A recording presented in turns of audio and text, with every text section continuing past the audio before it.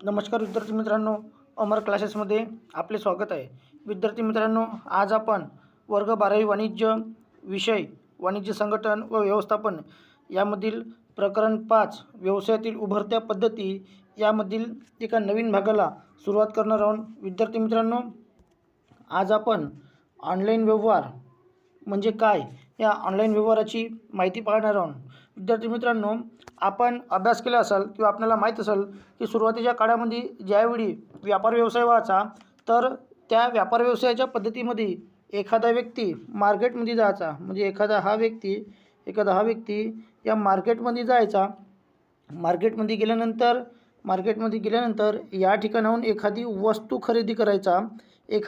खरेदी करायचा आणि या ठिकाणी जे काही व्यापारी असायचा, या व्यापाऱ्याला विद्यार्थी मित्रांनो तो पैसा द्यायचा.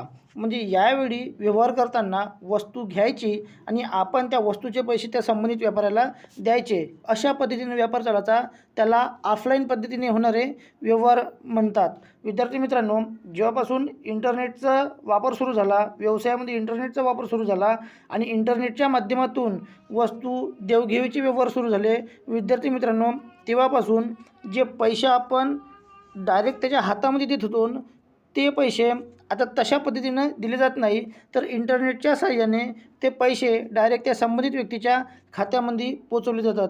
मग विद्यार्थी मित्रांनो, ज्यावेळी इंटरनेटच्या माध्यमातून व्यवसाय होत असतात, म्हणजे ज्यावेळी ऑनलाईन व्यवहार होत असतात, ते ऑनलाईन व्यवहार होत असताना विद्यार्थी मित्रांनो आपल्याला इंटरनेटची आवश्यकता असते. कशाची गरज असते? इंटरनेट. बघा विद्यार्थी मित्रांनो, इंटरनेटची आपल्याला आवश्यकता असते. या इंटरनेट जर नसेल तर आपण ऑनलाईन व्यवहार करू शकत नाही. म्हणजे आपल्याला आपण एखाद्या व्यक्तीकडून वस्तू घेतली असेल आणि त्या वस्तूचे पैसे द्यायचे असेल विद्यार्थी मित्रांनो, तर त्याकरिता आपल्या संबंधित मोबाईलमध्ये इंटरनेटची सोयीसुविधा असणं अत्यंत आवश्यक आहे. म्हणजे विना इंटरनेटनं ऑनलाईन व्यवहार होत नसतात. ऑनलाईन व्यवहार होण्यासाठी आपल्याला इंटरनेटची नितांत गरज असते. म्हणजे समजा जर आपल्या मोबाईलमध्ये इंटरनेट नसेल तर विद्यार्थी मित्रांनो आपण ऑनलाईन व्यवहार करू शकत नाही. नंतर विद्यार्थी मित्रांनो, आपल्याला ऑनलाईन व्यवहार करायचे असेल तर ते ऑनलाईन व्यवहार हे इंटरनेटने चालत असतात. वस्तूची खरेदी विक्री करायची असेल, म्हणजे समजा आपल्याला एखादी वस्तू घ्यायची असेल किंवा आपल्याला एखादी वस्तू विकायची असेल, तर त्याच्यासाठी आपल्याला इंटरनेटच्या साहाय्याने त्या वस्तू खरेदी विक्री करता येत असतो. आणि आपण ज्यावेळी एखादी वस्तू घेत असतो, आपण मार्केटमध्ये गेलो ना, आपण बाजारामध्ये गेलो आणि मार्केटमध्ये जाऊन आपण एखादी वस्तू घेतली, तर ते वस्तू घेतल्यानंतर आपण पैसेसुद्धा ऑनलाईन पद्धतीने देत असतो. म्हणजे आपल्या मोबाईलमध्ये एखादं ॲप्स असते पैसे देण्याचं. ते ॲप्स चालवण्यासाठी आपल्याला इंटरनेटची गरज असते. आपण इंटरनेट सुरू केलं की नंतर त्या ॲप्सच्या माध्यमातून त्या व्यक्तींना पैसे आपण देत असतो. विद्यार्थी मित्रांनो, ज्यावेळी ऑनलाईन व्यवहार होत असतात, म्हणजे आपण ऑनलाईन पद्धतीने एखाद्या वस्तूची खरेदी विक्री करत असतो, तर ऑनलाईन पद्धतीने वस्तूची खरेदी विक्री करत असताना त्याचे विद्यार्थी मित्रांनो 3 टप्प्यामध्ये ऑनलाईन व्यवहार केले जात असतात. मग कोणते 3 टप्पे आहेत? तर त्यामधला पहिला टप्पा आहे की पूर्व खरेदी विक्री, प्रत्यक्ष खरेदी विक्री आणि शेवटी माल पोहोचवण्यासाठी वितरण टप्पा. या 3 टप्प्यामध्ये विद्यार्थी मित्रांनो आपण वस्तूची खरेदी विक्री करत असतो. म्हणजे आपण सुरुवातीला एखाद्या वेबसाईटवर जाऊन त्या वस्तूची निवड करत असतो, म्हणजे ती वस्तू खरेदी करत असतो. त्याला पूर्व खरेदी विक्री म्हणतात. प्रत्यक्ष खरेदी विक्री म्हणजे काय? तर ज्यावेळी वस्तू आपल्या हातामध्ये येत असते विद्यार्थी मित्रांनो. आणि वितरण टप्पा म्हणजे वस्तू आपल्यापर्यंत पोहोचवली जाते. अशा 3 पद्धतीने विद्यार्थी मित्रांनो हा ऑनलाईन व्यवहार चालत असतो. नंतर विद्यार्थी मित्रांनो आपण पाहणार आहोत की ऑनलाईन व्यवहाराची प्रक्रिया, म्हणजे जे ऑनलाईन व्यवहार होत असतात याची कशा पद्धतीने प्रक्रिया होते. तर विद्यार्थी मित्रांनो, त्याची पहिली स्टेप आहे नोंदणी. म्हणजे ज्यावेळी आपण ऑनलाईन व्यवहार करत असतो, म्हणजे एखादी वस्तू घेत असतो, तर त्याच्यासाठी सर्वात पहिलं आपल्याला नोंदणी करावी लागते. म्हणजे ऑनलाईन व्यवहाराची जी पहिली प्रक्रिया आहे किंवा पहिली पायरी आहे, तर विद्यार्थी मित्रांनो तिला नोंदणी असे म्हणतात. तिला काय म्हणतात? नोंदणी असे म्हणतात. म्हणजे ज्यावेळी एखाद्या संकेतस्थळावरून वस्तू घ्यायची असेल तर अगोदर लॉग इन नोंदणी करावी लागते. अगोदर काय करावी लागते? लॉग इन नोंदणी करावी लागते. म्हणजे समजा एखादी हे आहे की फ्लिपकार्ट आहे. या फ्लिपकार्टवरून जर विद्यार्थी मित्रांनो मला एखादी वस्तू घ्यायची असेल आणि मी नवीन ग्राहक असेल तर सुरुवातीला मला या फ्लिपकार्टवर जाऊन या ठिकाणी माझी बेसिक माहिती द्यावी लागते. त्याला नोंदणी असे म्हणतात. मग बेसिक माहिती म्हणजे का, तर त्या ठिकाणी तुमचा मोबाईल नंबर आला, तुमची ईमेल आय डी आली, तुमचा पत्ता आला. या सर्व गोष्टी विद्यार्थी मित्रांनो सर्वात पहिले द्यावं लागतं. म्हणजे ऑनलाईन व्यवहार करत असताना सर्वात पहिली पायरी विद्यार्थी मित्रांनो नोंदणीची आहे. म्हणजे आपल्याला नोंदणी करावी लागते की आपण आपला पत्ता म्हणा, आपला मोबाईल नंबर म्हणा, ठीक आहे, आपण कोणती वस्तू घेणार आहोत त्याची. नंतर विद्यार्थी मित्रांनो ऑनलाईन व्यवहार करत असताना म्हणजे ज्यावेळी आपण ऑनलाईन व्यवहार करतो तर त्यावेळी नोंदणी करणं अत्यंत आवश्यक आहे. विद्यार्थी मित्रांनो दुसरी पायरी या ठिकाणी मालाची मागणी नोंदविणे.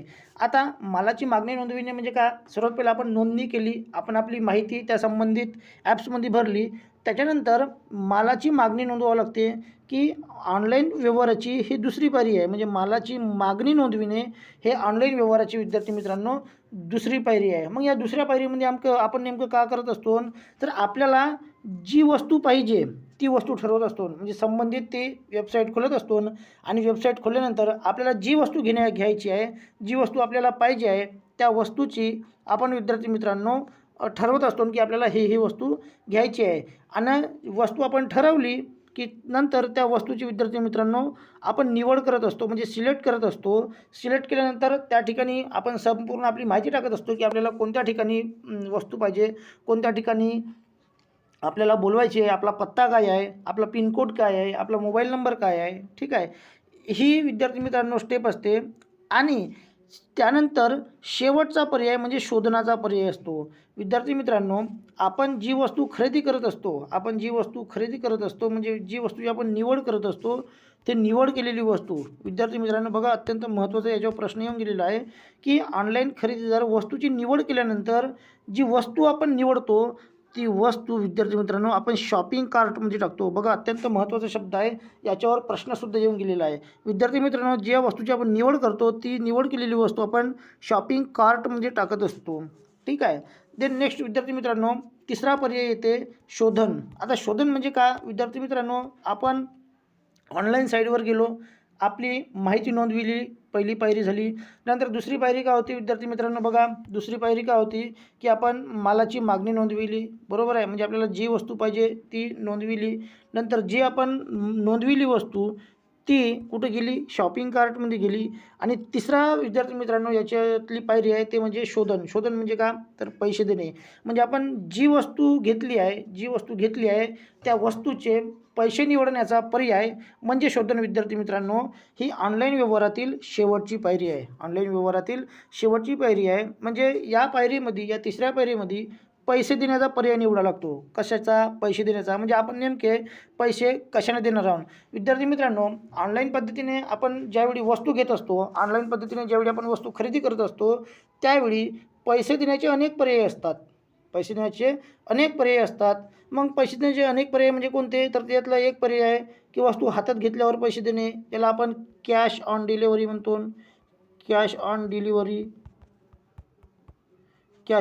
म्हणतो. म्हणजे ज्यावेळी आपल्या हातामध्ये वस्तू येईल त्यावेळी विद्यार्थी मित्रांनो आपण पैसे देत असतो.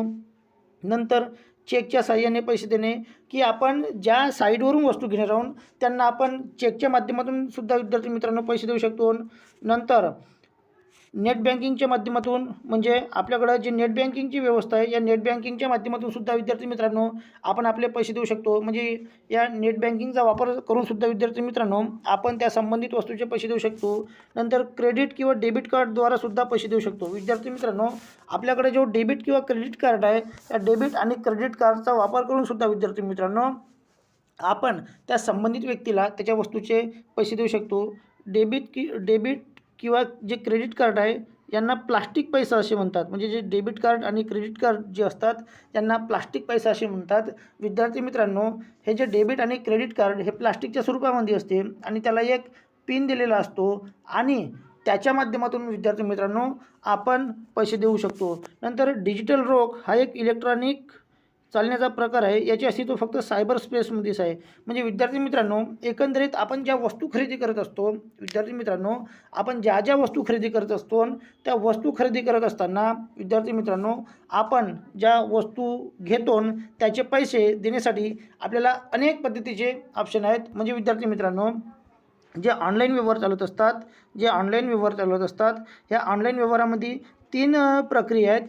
या 3 प्रक्रियेच्या माध्यमातून आपण वस्तू घेऊ शकतो. विद्यार्थी मित्रांनो, याच्यामधली पहिली नोंदणी, नंतर मालाची मागणी नोंदविणे आणि तिसरा शोधन, याला पैसे देणेसुद्धा म्हणतो. विद्यार्थी मित्रांनो, म्हणजे या 3 पायरीच्या माध्यमातून आपण ऑनलाईन व्यवहार पूर्ण करत असतो. विद्यार्थी मित्रांनो, अशाच प्रकारचे व्हिडिओ पाहण्यासाठी अमर क्लासेसला लाईक करा, शेअर करा आणि सबस्क्राईब करा. धन्यवाद.